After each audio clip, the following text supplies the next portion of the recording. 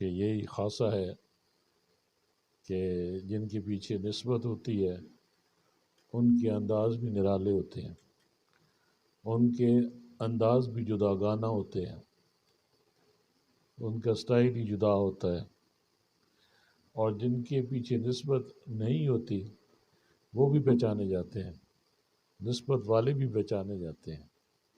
نسبت یہ وہ کمال ہے کہ جو ہر جگہ آپ کے ساتھ ہوتی ہے، یہاں تک کہ دنیا میں جانے کے بعد بھی آپ کے ساتھ جاتی ہے۔ یہ نسبت دنیا میں بھی آپ کے ساتھ ہے، دنیا سے جانے کے بعد بھی آپ کے ساتھ ہے۔ کیا یہ کمال نہیں ہے؟ کیا اس کی عظمت سے کوئی انکار کر سکتا ہے کہ مرشد کی نسبت جو ہے، اللہ والوں کی نسبت جو ہے، وہ آپ کو ہر جگہ کام آتی ہے۔ میں آج بات کر رہا تھا اپنے دوست سے کہ میں نے کہا میرا یہ مشاہدہ ہے کہ جو اہل ذکر ہوتے ہیں، یا کم از کم جو اپنے ہم سیفیوں کی بات کریں، تو ان پہ خاص رب کا کرم ہے کہ ان کو کوئی ایسی تکلیف نہیں آتی نسبت کے صدقے، اور اگر کوئی آتی بھی ہے تو رب کریم ان کو بچا لیتے ہیں۔ میرا اپنا مشاہدہ، یہ خود کہنے لگے کہ میرا جب یہ فوج میں تھے، آرمی میں تھے، تو کہتے ہیں میرا ایکسیڈنٹ ہوا تو ہم 4 لوگ جیپ پہ سوار تھے، تو وہ 2 جو ہیں 2 شہید ہو گئے اور میں بالکل بچ گیا، مجھے کچھ بھی نہیں ہوا۔ تو مجھے بھی اور بھی کئی ایسے واقعات ہیں کہ جہاں کسی بس میں کوئی سفر کر رہے تھے، کوئی ذکر کرنے والے، ایک ویگن میں کچھ لوگ ذکر کر رہے تھے، سفر کر رہے تھے، اور اس میں کچھ سیفی بیٹھے تھے، سارے کے سارے ایکسیڈنٹ میں فوت ہو گئے سوائے ان 3-4 سیفیوں کے، انہیں کچھ بھی نہیں۔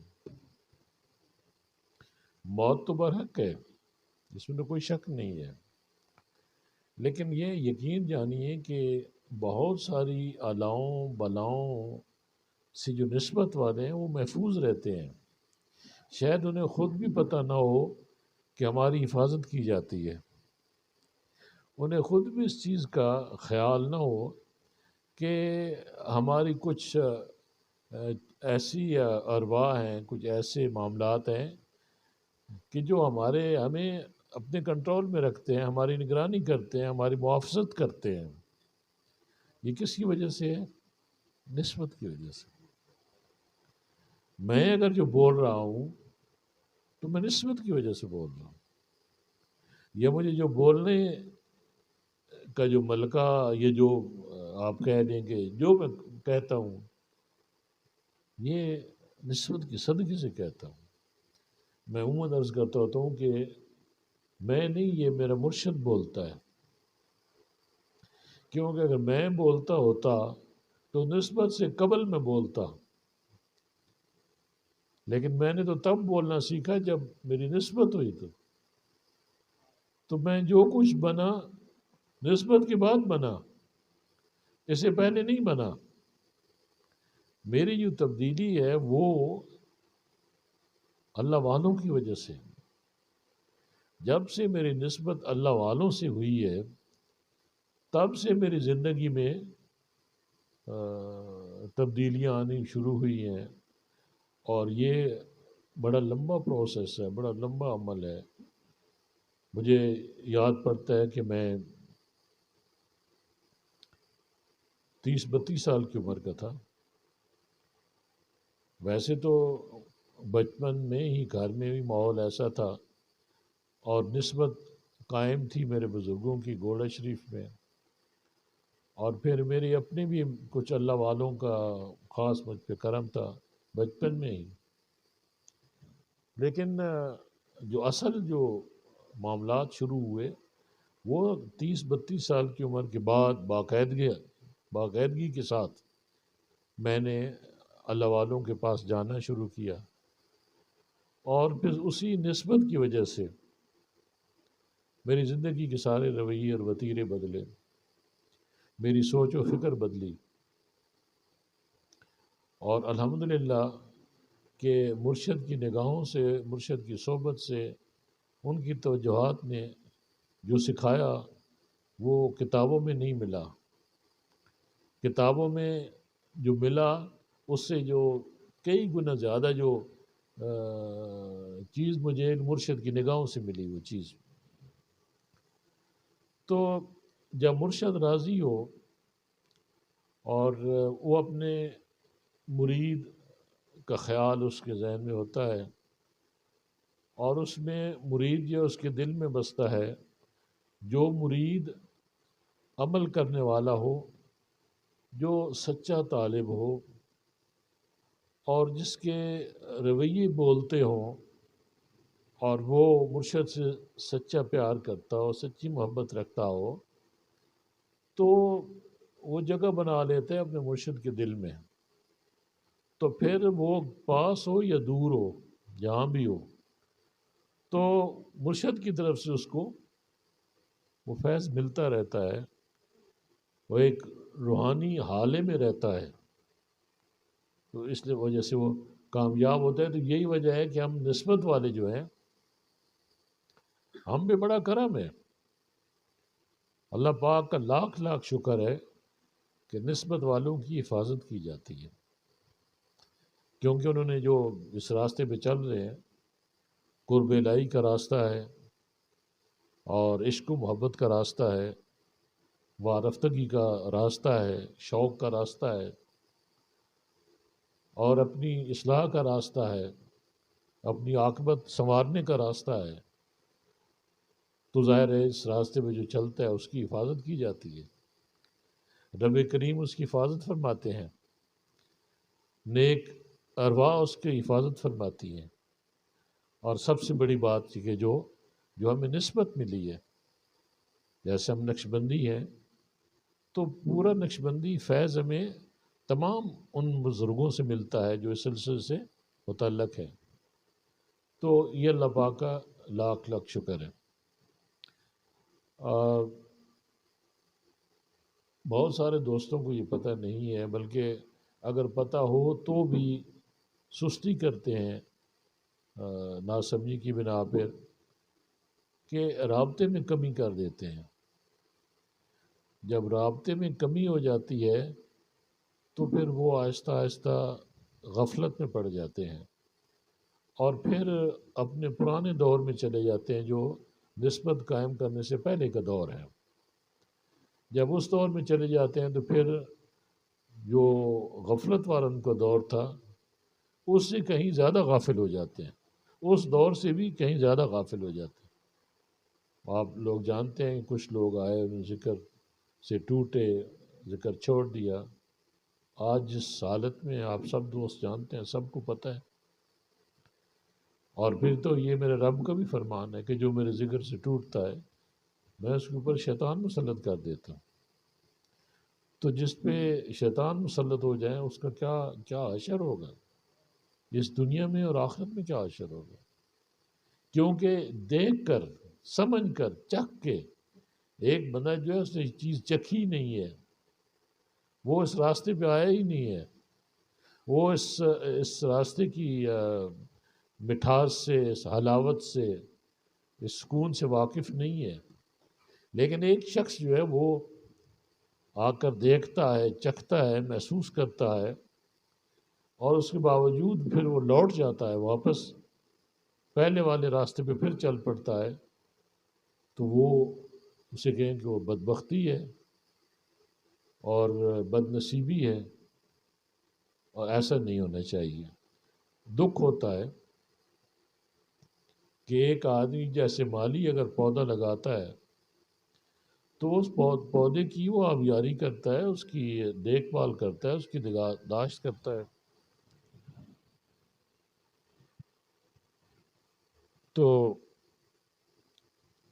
اس پہ محنت کرتا ہے اور اس سے امیدیں وابستہ کر لیتا ہے کہ یہ ایک دن پودا بڑا ہوگا، یہ کام آئے گا، یہ سایہ دار درخت بنے گا، یا اس درخت کو جو فروٹ لگے گا، پھل پھول لگے گے تو فائدہ ہوگا، لوگوں کا فائدہ ہوگا، اس کا اپنا فائدہ ہوگا۔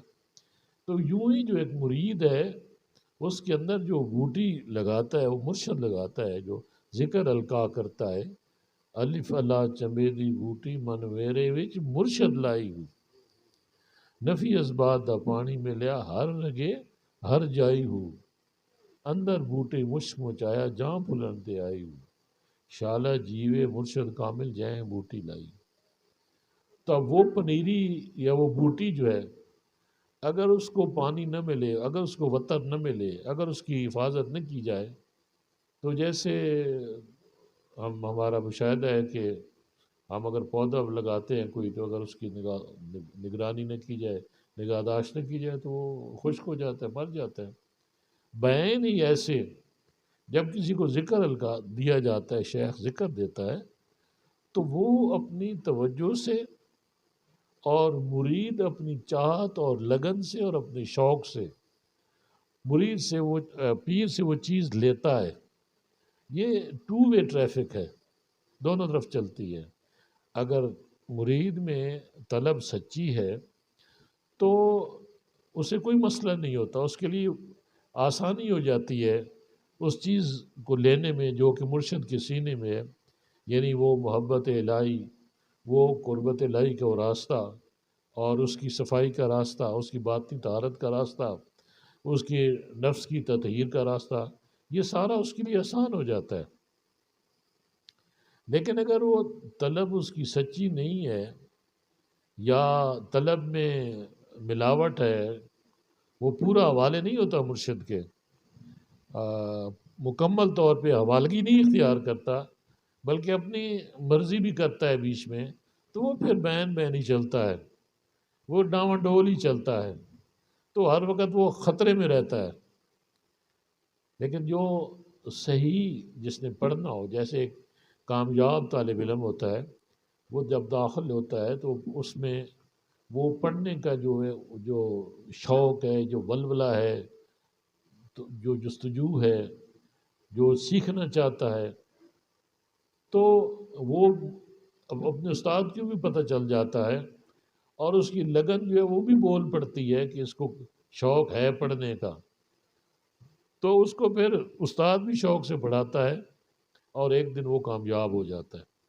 بالکل یہ سادہ سی بات ہے، سادہ سی مثال ہے۔ یہی حال مرید کا ہے کہ یہ بھی علم ہے، یہ بات نہیں، علم ہے۔ تو جو مرید سچا طالب ہو تو وہ ضرور اس منزل کو آسانی سے پا لیتا ہے، لیکن جو ایسا نہیں ہے تو اس کے لیے مشکلات ہیں، اس کے لیے رکاوٹیں ہیں، اور وہ یہ ہے کہ ہر وقت خطرے میں رہتا ہے، خطرات میں رہتا ہے۔ تو آپ نے جو دوست آتے ہیں یہاں ابھی، جو مہینے میں آج سے کچھ مہینے میں بھی نہیں آتے ہیں، اور یہاں رہتے ہوئے بھی دلگانگ میں رہتے، چلو بھائی اگر کوئی دور ہے نہیں آ سکتا تو کم از کم جمعہ تو یہاں آ کر پڑھے، کہا بتایا بھی ایک ہی دفعہ، تو پتہ چلتا ہے کہ کہنے کے باوجود اگر ان پہ یہ اثر نہیں ہوتا تو پھر سمجھتے ہیں، سمجھ آ جاتی ہے کہ اس کا وہ شوق نہیں ہے، وہ اس میں وہ ذوق اس میں نہیں ہے، تو ظاہر ہے پھر منزل بے ذوق لوگوں کو تو نہیں ملتی، کوشش والوں کو ملتی ہے۔ بہرحال میں اللہ پاک کا لاکھ لاکھ شکر ہے کہ ہم یہ کام کر رہے ہیں۔ اصل میں یہ ہے کہ جو ہمارے مسائل ہیں، روزمرہ کے ہمارے مسائل ہیں، ان پہ ہمیں ان کو ایڈریس کرنا یا ان کو سمجھنا کہ ہمارے اصل مسائل کیا ہیں۔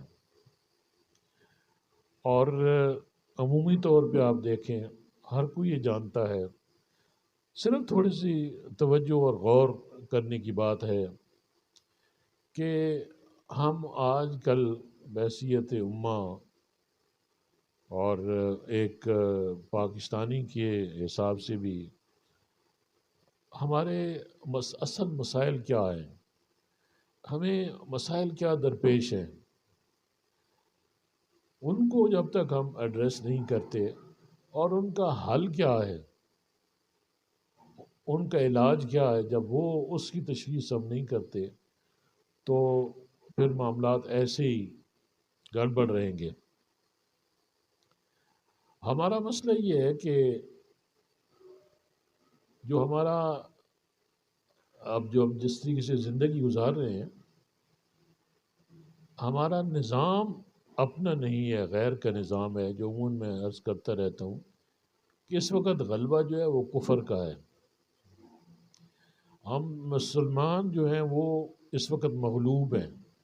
ابھی یہ وہ حقائق ہیں جن کو ہمیں سمجھنا چاہیے، پہچاننا چاہیے، اور ان سے نکلنے کی بحیثیت ایک امہ ہمیں کوشش کرنی چاہیے، اور بحیثیت ایک فرد کے بھی اپنی اصلاح بھی لازمی ہے، اپنے گھر والوں کی اصلاح بھی لازمی ہے، گرد و پیش بھی کی جو ہے وہ ان کی بھی اصلاح لازمی ہے۔ تو یہ اس کا جو اس دلدل سے نکلنے کا، اس مشکل سے نکلنے کا حل بہت ضروری ہے، کیونکہ اس نے مجموعی طور پہ ہمیں ہلاک کر رکھا ہے، ہمیں تباہ کر رکھا ہے کہ نظام جو وہ کفریہ نظام ہے، ہم اپنا نظام چھوڑ کے اور ہم کسی اور کے نظام کیوں اپنائیں؟ اب یہ وہ بات ہے جس پہ میں یہ سمجھتا ہوں کہ علماء کو سب سے بڑھ چڑھ کر اشد جو کام ہے، جو ضروری اس وقت کام ہے، وہ یہ ہے کہ ان مسائل پہ قوم کی، امت کی رہنمائی کریں اور اس کا حل تلاش کریں۔ اور حل کوئی مشکل بھی نہیں ہے، ہم سارے جانتے ہیں کہ یہ کیوں افتاد ہم پہ پڑی ہے، یہ مصیبت ہم پہ کیوں پڑی ہے اور کب سے پڑی ہے۔ اب یہ بات بڑی پرانی ہو چکی ہے۔ اب تو یہ ہے کہ اب یہ کفریہ نظام اور یہ جو غیر کی تہذیب اور ان کا تمدن اور ان کی سوچ جو ہے وہ تو ہمارے اندر سرایت کر چکی ہے، ہمارے اندر پوری طور پہ داخل ہو چکی ہے، وہ ہمارے گھروں میں گھس گئی ہے، اس نے ہماری سوچ اور فکر پہ غلبہ حاصل کر لیا ہے۔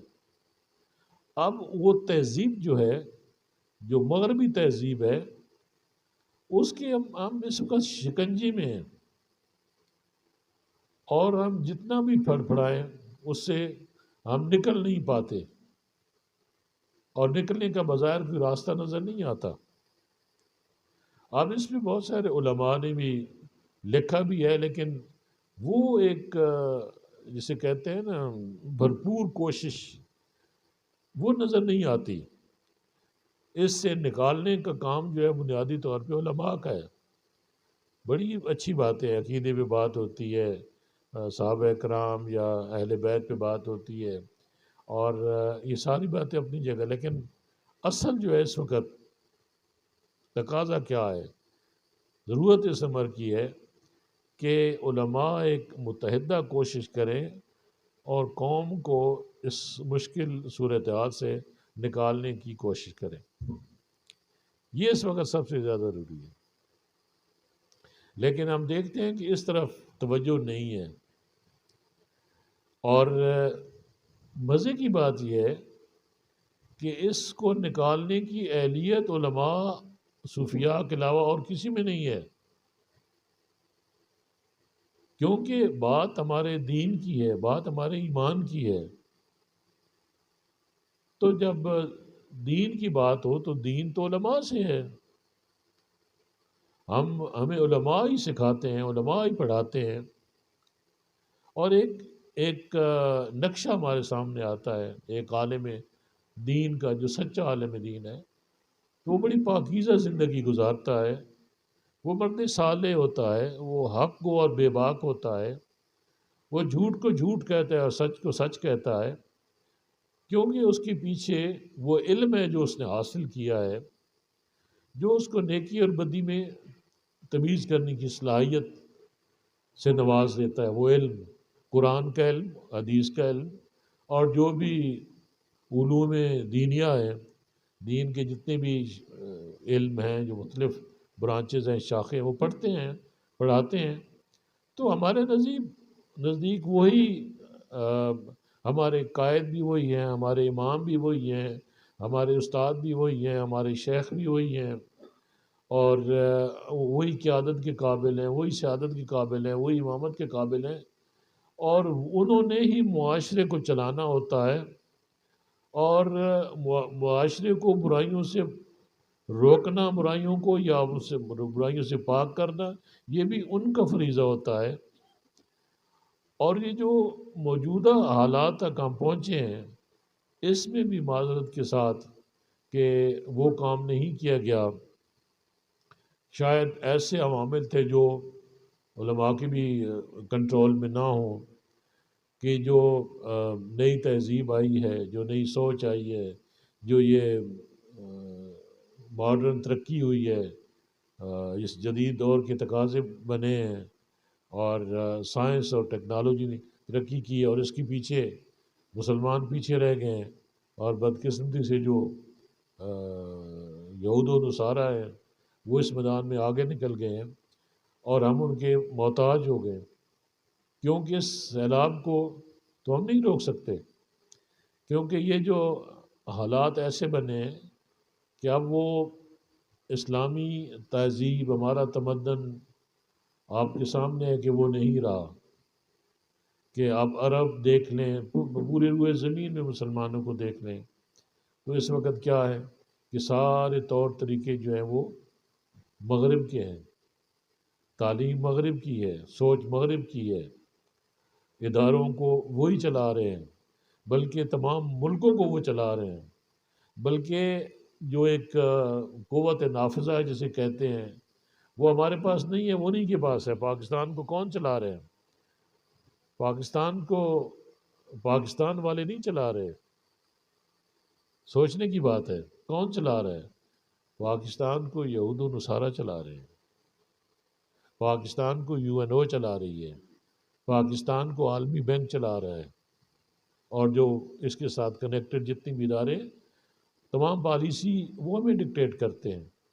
ابھی آپ دیکھ لیں کہ جو IMF کے ساتھ جو معاملات چلتے ہیں، پوری قوم دیکھتی ہے کیسے ہمیں جھکایا جاتا ہے، کیسے ہمیں خریدا جاتا ہے، کیسے ہمارا سودا کیا جاتا ہے، کیسے ہمیں مجبور کیا جاتا ہے. کیوں کہ ہم منگتے ہیں، ہم بھکاری ہیں، ہم غلام ہیں، اور غلام کی کوئی اپنی مرضی نہیں ہوتی. وہ آزادانہ نہ سوچ سکتا ہے، نہ وہ آزاد فیصلہ کر سکتا ہے. اس کی سوچ میں بھی پیرے ہوتے ہیں، اور اس کے فیصلوں میں بھی پیرے ہوتے ہیں. وہ کوئی آزاد کام نہیں کر سکتا. یہی حال پاکستان کا ہے. ابھی اس دل علماء کو تقریروں کی بجائے ان پہ آنا چاہیے، اس مسئلے پہ آنا چاہیے کہ قوم کو نکالیں، اس امت کو نکالیں. اور بہت ساری چیزیں ایسی ہیں کہ جن پہ علماء کی رائے آنی چاہیے، اور سارے کے ساری چیزوں کو قبول کر لینا، جو جن کا ہمارے زندگیوں سے تعلق ہے، ہم ان سے چھٹکارا نہیں حاصل کر سکتے. جیسے جدید آسائشیں ہیں، ابھی یہ مغرب سے آتی ہیں، ابھی آپ ان کا بائیکاٹ نہیں کر سکتے ہو. ایسی چیزیں آ گئیں کہ اس ترقی کو آپ روکنے سے روک نہیں سکتے ہو، کیونکہ یہ زمانہ آگے کی طرف جا رہا ہے، اور ہم پیچھے رہ گئے. وہ اس معاملے ہم سے آگے، لیکن ہم نے اپنے دین کو بچانا ہے، ہم نے اپنے آپ کو بچانا ہے، ہم نے اپنے نظام کو بچانا ہے، اپنے نظام کو نافذ کرنا ہے. ہم اس نظام کی جو اصل برکات ہیں ان سے محروم ہیں. دین کی جو برکات ہیں ان سے ہم محروم ہیں.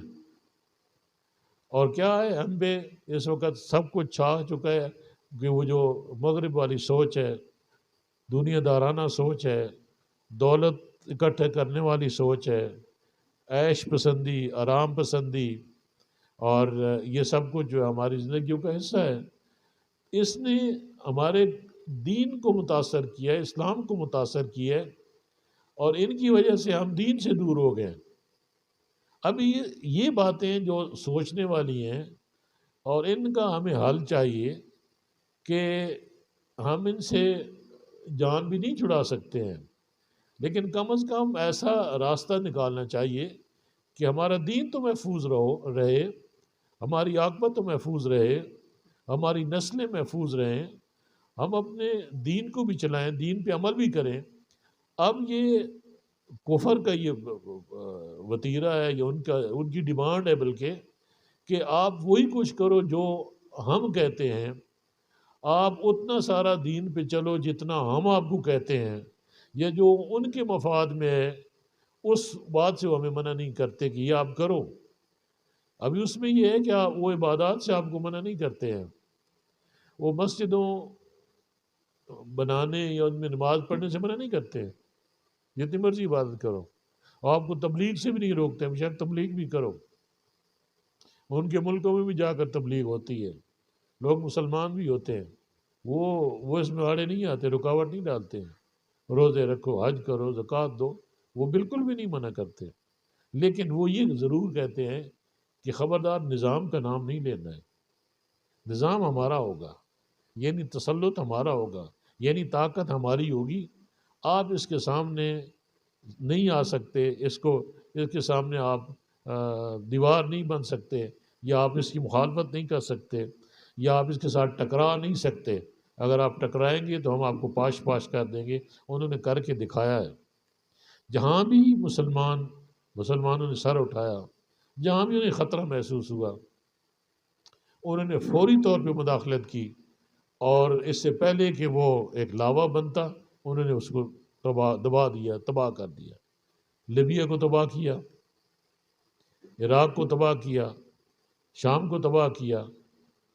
تو آپ کا کیا خیال ہے، سعودی عرب جو ہے وہ تباہ نہیں ہوا؟ بظاہر تو اس نے اپنے آپ کو اسی سانچے میں، اسی رنگ میں ڈھال دیا، انہی کے رنگ میں رنگا گیا ہے، لیکن حقیقت میں تو تباہ ہو گیا۔ عرب جتنے بھی ہیں، انہوں نے مغربی تسلط کو مکمل طور پہ نہ صرف قبول کیا بلکہ 4 ہاتھ آگے نکل گئے ہیں ان سے، اور صرف دولت، دنیا، عیش، کوئی آخرت نہیں ہے، کوئی دین نہیں ہے، کوئی مذہب کی بات نہیں ہے۔ تو ہماری حالت وہی ہے، پاکستان بھی ان کی چیرہ دستیوں کا شکار ہے، ان کی بربریت کا شکار ہے، ہمیں بھی وہ تباہ و برباد کافی حد تک کر چکے ہیں۔ بلکہ آپ آج کل کے حالات پہ ذرا دیکھیں کہ پاکستان میں کیا ہو رہا ہے، یہ سارا ایک سوچے سمجھے منصوبے کے تحت ہو رہا ہے، اور ہمارے جو اوپر بیٹھے لوگ ہیں وہ آ رہی ہیں بصیرت سے، ان کے پاس مومنانہ بصیرت نہیں ہے، انہیں سمجھ نہیں آ رہی کہ ہم نے کیا کرنا ہے۔ یہ سمجھ کس کے پاس ہے؟ آپ اس میں ذرا غور کریں کہ یہ سمجھ، یہ دانائی، یہ کس کے پاس ہے؟ جو ہمارے حکمرانوں کے پاس نہیں، جو اس قوم کو چلانے والے، یا جو اس ملک کو چلانے والے، یا جو کرتا دھرتا ہے، جن کے عنان حکومت جن کے ہاتھوں میں ہے، طاقت جن کے ہاتھوں میں ہے، ان لوگوں کے پاس وہ مومن والی بصیرت نہیں ہے، ان کے پاس دین فہمی نہیں ہے، دین نہیں ہے ان کے پاس۔ انہوں نے وہ سب کچھ قبول کر لیا ہے جو مغرب چاہتا تھا، وہ انہی کی اشاروں پہ ناچ رہے ہیں، انہی کی اشاروں پہ چل رہے ہیں، اس لیے ان کے وہ منظور نظر ہیں، اس لیے ان کے چہتے ہیں۔ انہیں پتہ ہے کہ یہ ہمارے ہیں، اور ہم ان کے تربیت یافتہ ہیں، انہوں نے ان پہ خرچ کیا ہے، ان کو بنایا ہے، حکومت میں لائے ہیں، کس کے ذریعے؟ میری طرف غور کرنا ہے ذرا، اپنے نظام کے ذریعے۔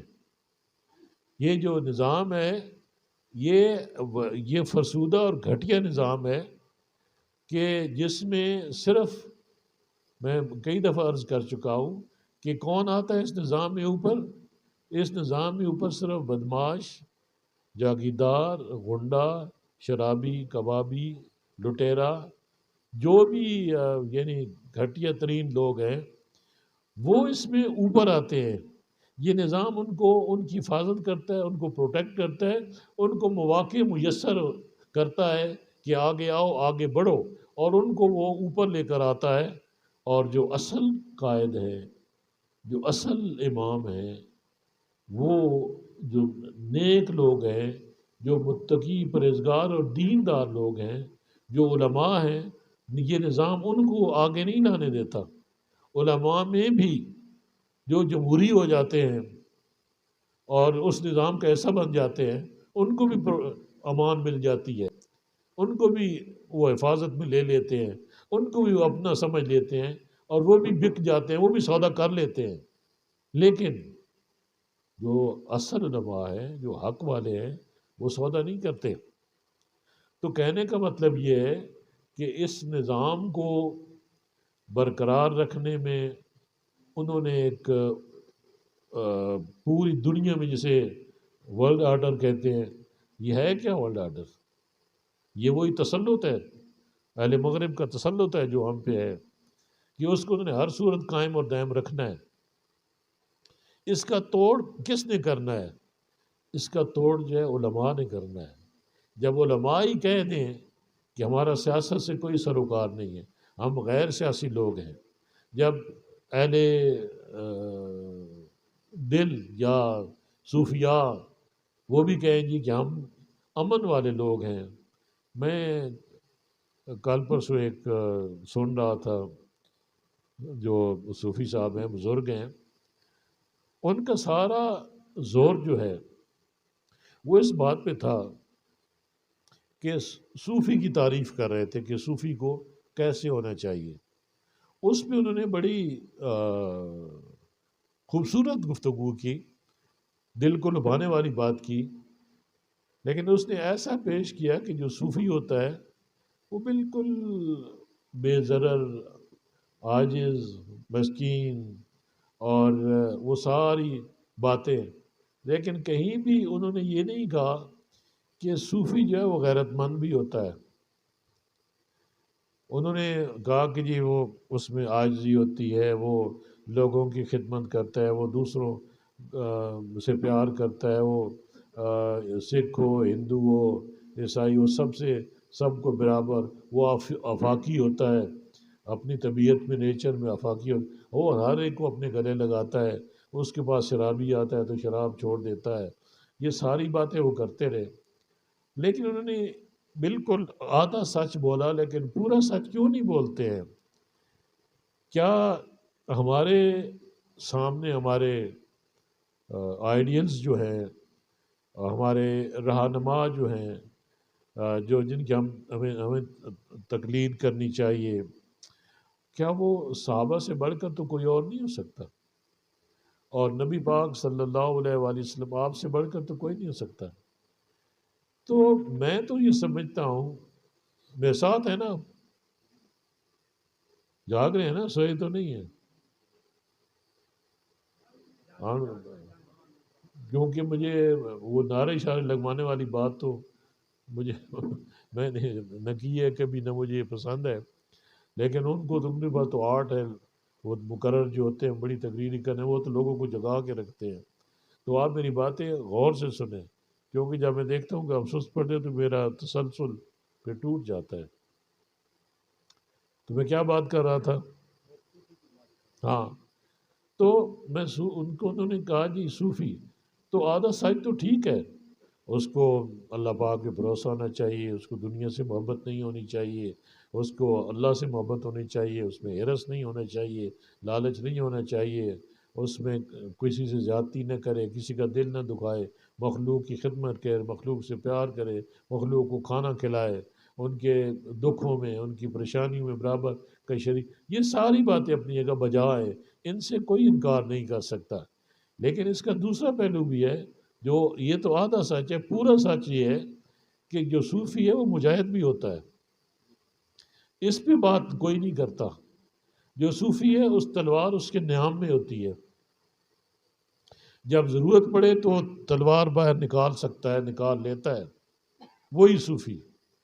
جب تک ضرورت نہ پڑے اس کی تلوار نیام میں رہتی ہے، لیکن جب بات حق و باطل کی آ جاتی ہے، جب بات حرمت رسول کی آ جاتی ہے، جب بات حرمت قرآن کی آ جاتی ہے، جب بات ہمارے دین کی آ جاتی ہے، دین کے تقدس کی بات آتی ہے، دین کی حرمت کی بات آتی ہے، تو پھر اس کی تلوار نیام میں نہیں ہوتی، پھر تلوار اس کے ہاتھ میں ہوتی ہے۔ اور یہی کچھ ہمیں ہمارے دین نے بتایا کہ وہ ہلکا یانا تو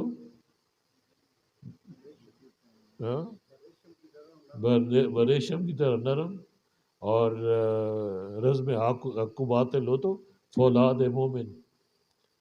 اور قرآن کی آیت ہے کہ جب وہ آپس میں محبت اور نرمی سے پیش آتے ہیں، پیار کرتے ہیں، لیکن دشمن کے سامنے فولاد بن جاتے ہیں، سخت بن جاتے ہیں۔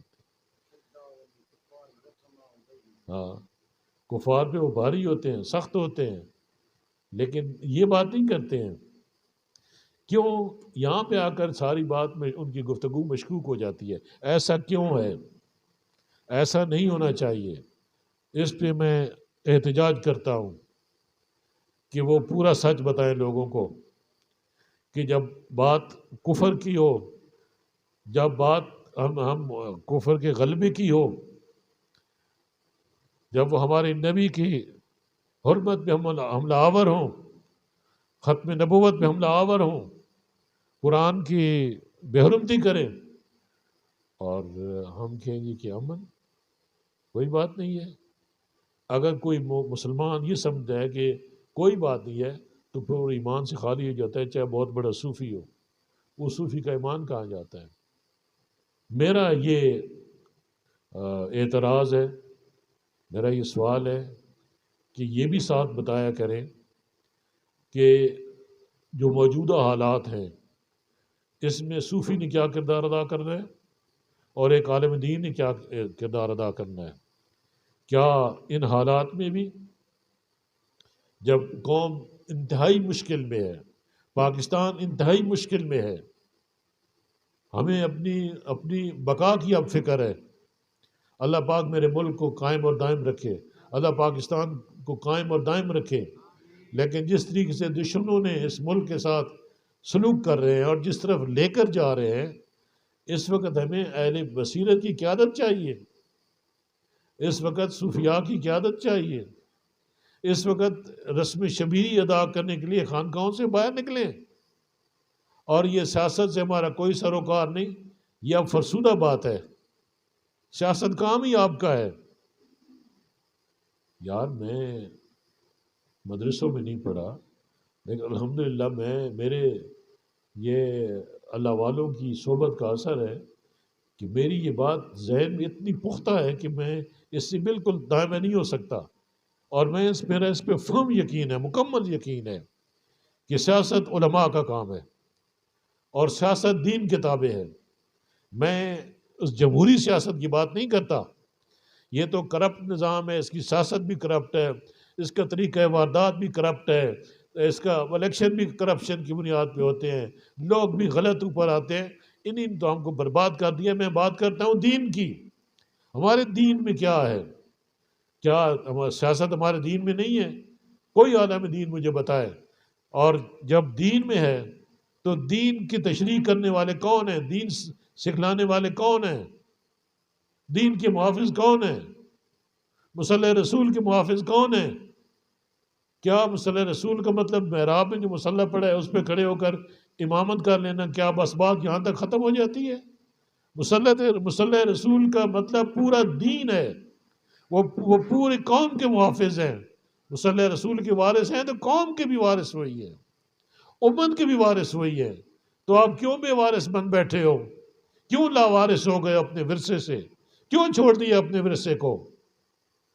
یہ آپ سے پوچھ ہوگی، آپ سے پوچھا جائے گا، کیا یہی دین ہے آپ نے محدود کر کے رکھ دیا ہے کہ مدرسوں میں بچوں کو پڑھاتے ہو اور ساتھ کہتے ہو جی کہ سیاست ہمارا کام نہیں ہے، اور جو بچے فارغ ہوتے ہیں وہ مسجدوں کو ڈھونڈتے ہیں جی ہمیں امامت مل جائے یا کسی مدرسے میں پڑھانے کا، یا پھر تقریریں کر کے اپنا پیٹ پالتے ہیں۔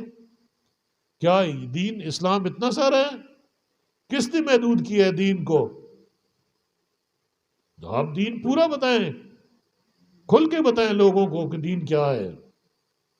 ابھی آپ یہ جو نظام ہے، اب کافرانہ نظام کے اندر ہم سسک رہے ہیں، ہم سسکیاں لے رہے ہیں، ہماری نسلیں تباہ ہو گئی ہیں، ہم تباہ ہو گئے ہیں، ہمارا معاشرہ تباہ ہو گیا ہے، ہمارا ملک تباہ ہو گیا ہے، ہماری عاقبت خراب ہو چکی ہے، اور آپ ہیں کہ آپ آگے نہیں بڑھتے ہو۔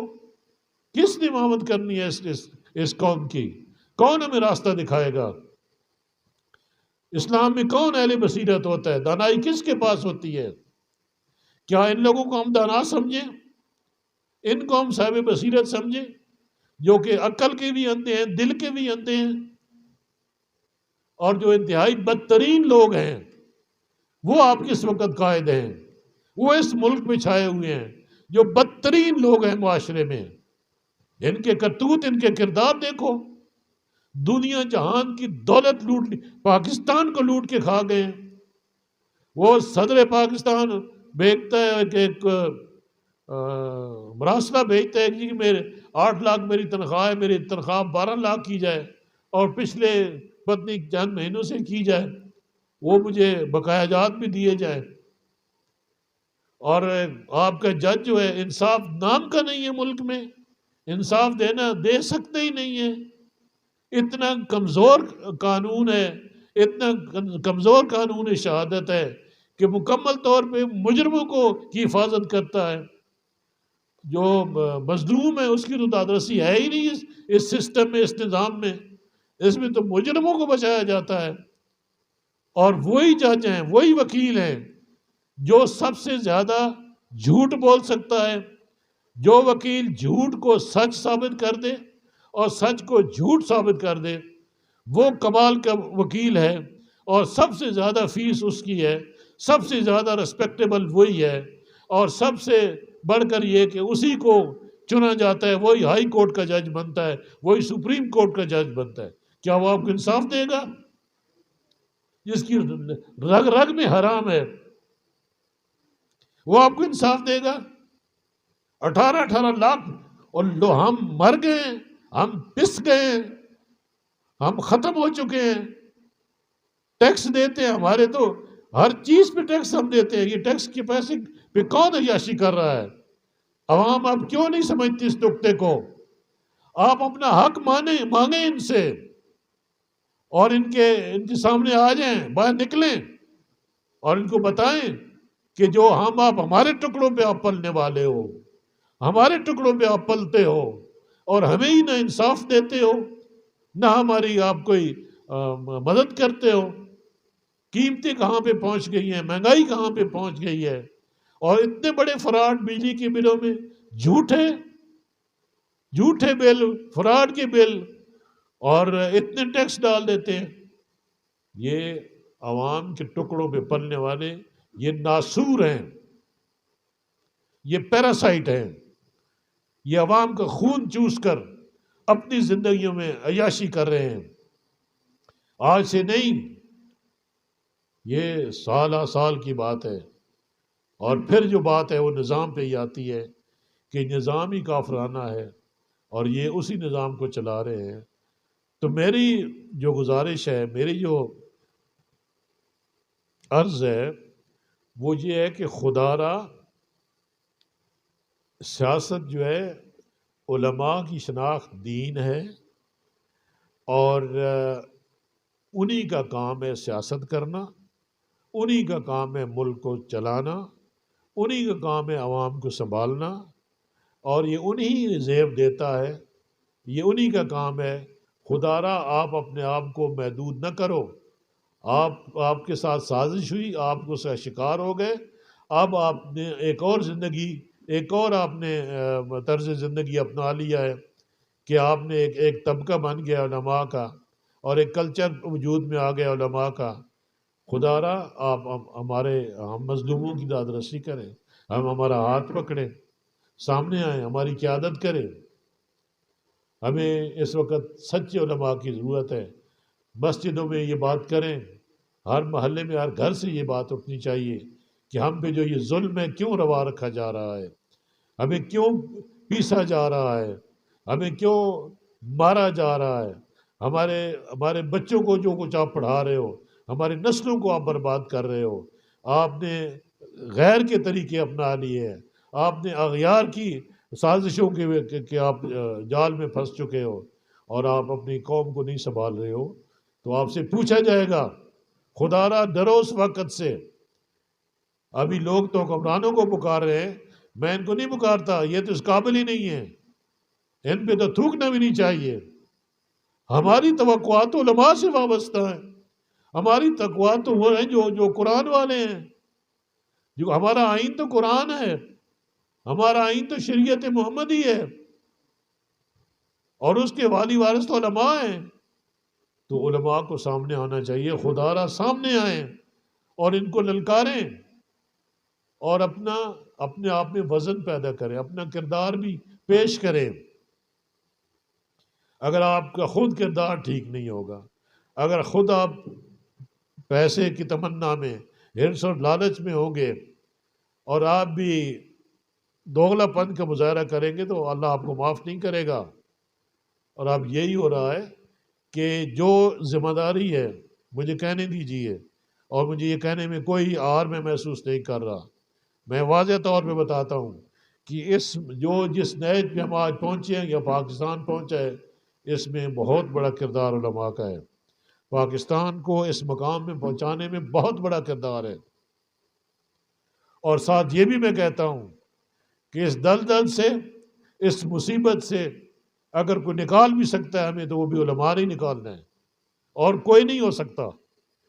اب باقی تقریریں چھوڑیں، باقی معاملات کو چھوڑیں، اب ہمارا سروائیول کی بات ہے، یہ زندگی اور موت کا سوال ہے اب۔ اور اگر آپ نے یہ ڈیوٹی، یہ کام، یہ فریضہ سر انجام نہ دیا تو اللہ کی قسم آپ کی گرفت ہوگی۔ میں یہ مسجد میں یہ بات بیٹھ کے کہہ رہا ہوں، آپ کا کام ہے کہ حسینی کردار ادا کریں۔ اب اس سوچ کی ضرورت ہے جس کو حسینی سوچ کہتے ہیں۔ انہوں نے دین کی خاطر سب کچھ قربان کیا۔ آج ہمارا دین نہ صرف خطرے میں ہے بلکہ مٹانے کی پوری کوشش کی جا رہی ہے، اور تقریباً وہ اس میں کامیاب نظر آتے ہیں، کیونکہ آپ میں، قوم میں، اور قوم کے جو موجودہ حکمران ہیں ان میں کوئی دم خم نہیں ہے، ان میں کوئی جرت نہیں ہے، وہ انتہائی بزدل لوگ ہیں، اور وہ ان کے اعلی کار بن چکے ہیں اس نظام کے جو ہمارا مخالف ہے، جو متضاد ہے شریعت، کافرانہ نظام۔ کہاں کی مسلمانی لیے پھرتے ہیں؟ کہاں گئی ہے مسلمانی؟ کہاں ہے غیرت ایمانی؟ مجھے دکھائیے نا۔ اور پاکستان کہاں ہے؟ میں پوچھتا ہوں، ہمیں تو اب پاکستان بھی نظر نہیں آ رہا، ہم پاکستان کو ڈھونڈ رہے ہیں۔ پاکستان کہاں گیا ہے جو اسلام کے لیے بنا تھا، جو دین کو جہاں پہ ہم نے نافذ کرنا تھا؟ وہ پاکستان کہاں ہے؟ اس پاکستان کو کون ڈھونڈے گا؟ علماء ڈھونڈے، قوم ان کے ساتھ کھڑی ہو جائے گی اگر جرت کا مظاہرہ کریں اور ایمانی قوت کا مظاہرہ کریں، اپنے رب پہ یقین رکھیں، قربانیاں پیش کریں، ایثار پیش کریں، سامنے آئیں، للکاریں ان کو، بدماشوں کو للکاریں، اس نظام کو۔ عوام آپ کے ساتھ، عوام اپنے دکھوں کا مداوع چاہتے ہیں، وہ تنگ ہیں اس وقت، وہ لٹ پٹ گئے ہیں، وہ برباد ہو چکے ہیں۔ کیا ان کی چیخیں آپ کو نہیں سنائی دے رہی؟ آپ کے کان بند ہیں؟ علماء کا کام ہے ان کی چیخوں کو، ان کی چیخوں پکار سنیں۔ وہ دھاڑے مار مار کر رو رہے ہیں، ان کے بچے بلک بلک کر رو رہے ہیں، وہ لعنت بھیج رہے ہیں ان لوگوں پہ۔ تو ان کا متبادل کون ہے؟ آپ سامنے ہیں، آپ کا کام ہے۔ اگر آپ سامنے آ گئے تو یہ یہاں سے بھاگ جائیں گے، یہ لٹیرے، یہ بدماش، یہ ڈاکو، ان کا مسکن جو ہے وہ یورپ ہی ہے، یا امریکہ جائیں گے یا یورپ میں جائیں گے۔ یہ نہ ہمارے تھے، نہ ہمارے ہیں، اور نہ ہمارے ہوں گے۔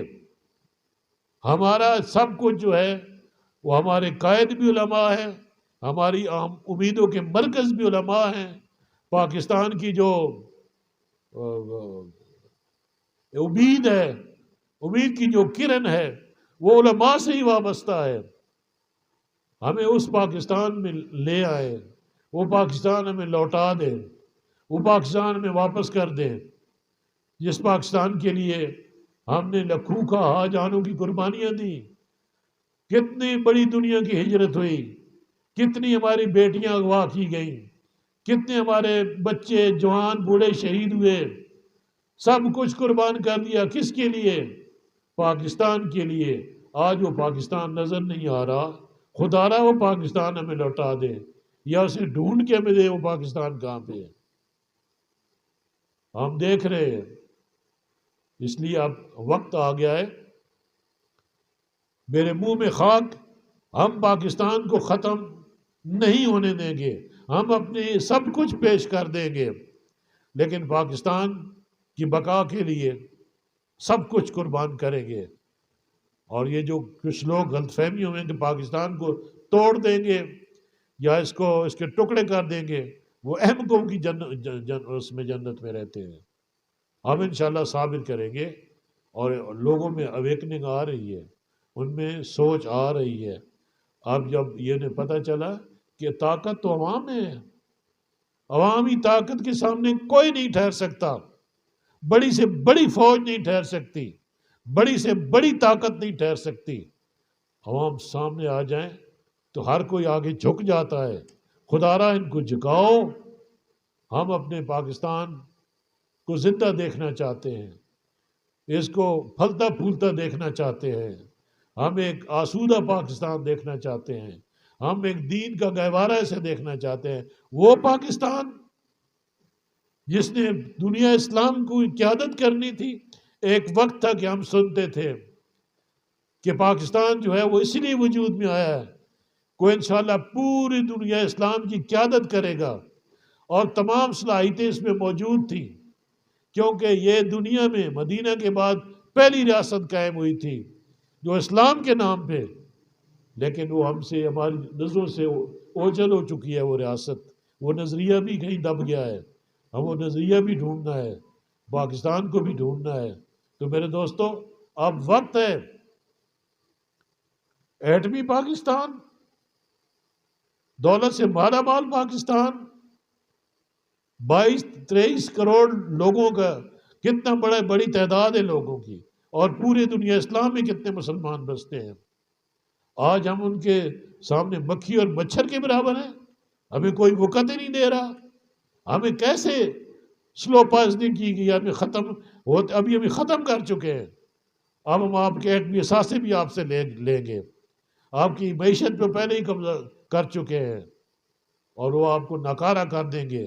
آپ جنگیں جو ہیں وہ میدان میں وہ نہیں لڑ رہے ہیں، انہیں پتہ ہے میدان میں وہ لڑنے کے قابل نہیں ہیں، تو انہوں نے جو نیا طریقہ ایجاد کیا اس کے مطابق وہ کافی حد تک کامیاب ہو چکے ہیں۔